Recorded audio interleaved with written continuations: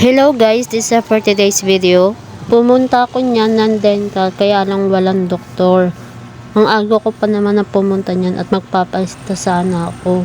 Kaya lang, ilang araw na ngang walang doktor dun sa center namin.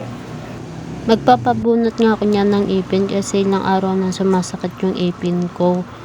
Tapos pagdating ko dun, wala na namang doktor, walang nagde-dental. Sabi nila sa Monday pa daw.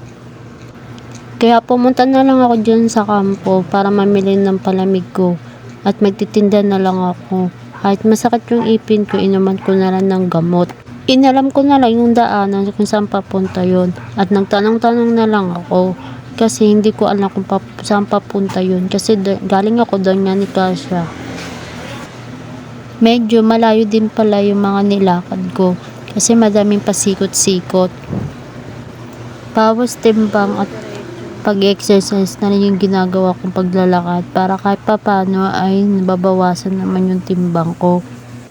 At alam ko naman ay lumulusog na ako kaya kailangan ko naman exercise kasi nakakawala ng confidence pag mataba. And yun na lang muna agad ng aking update. Maraming salamat. Follow for more.